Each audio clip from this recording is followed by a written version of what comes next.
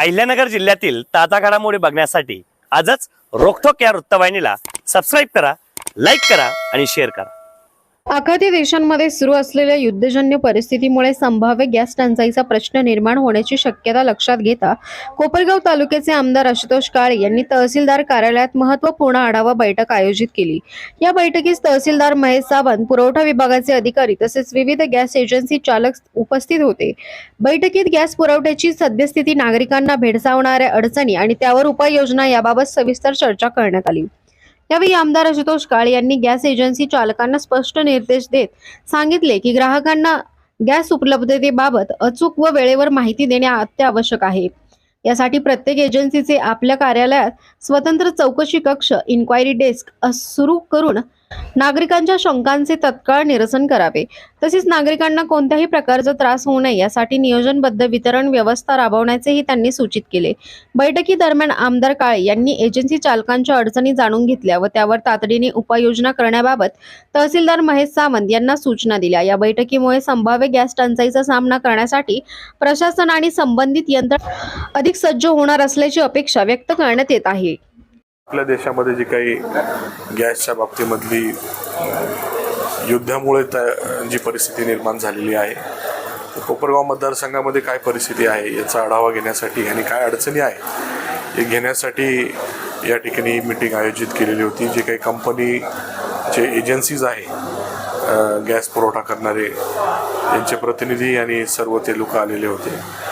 जे आपल्यासारखे काही पत्रकारांच्या अडचणी होत्या, त्याप्रमाणे नागरिकांच्याही अडचणी आपल्यापर्यंत ज्या आल्या, आपण त्या मांडून जे काही त्यांनी कशा पद्धतीने कामकाज केलं पाहिजे, कारण शेवटी लोकांमध्ये घबराटीचं वातावरण आहेच का आपल्याला गॅस मिळणार का नाही मिळणार।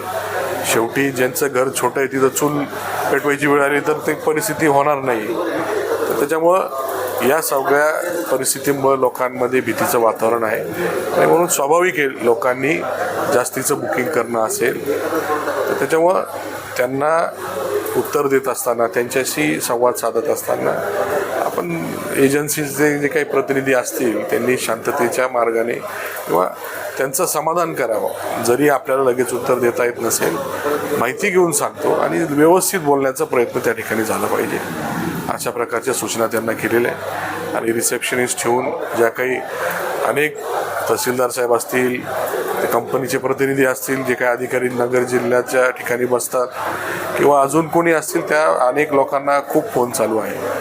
तर याचा थोडासा भार एजन्सीच्या लोकांनी त्या ठिकाणी घेऊन योग्य उत्तर त्या ठिकाणी दिलं पाहिजे। लँडलाईन ते बाजूला न ठेवता लोकांना त्यांच्या प्रश्नाचे उत्तर देण्यासाठी आपण कोणतरी एक माणसाला तिथं, व्यक्तीला तिथं रिक्रूट करून त्याच्यावरती जबाबदारी फिक्स केली पाहिजे। त्यांनी ते नोंद केली पाहिजे, कोणाही फोन केला त्याची काय अडचण आहे, त्याचा मोबाईल नंबर काय, अशा सगळ्या गोष्टीची नोंद त्या ठिकाणी असली पाहिजे। आणि इन जनरल जे काही डिलिव्हरी बॉईज प्रत्येक ग्राहकाच्या संपर्कात आहे त्यांना देखील आपले फोन चालू ठेवा। फोन चालू असताना जर उचलता येत नसेल तर कॉल बॅक करा, अशा प्रकारच्या सूचना त्यांना दिलेल्या आहे।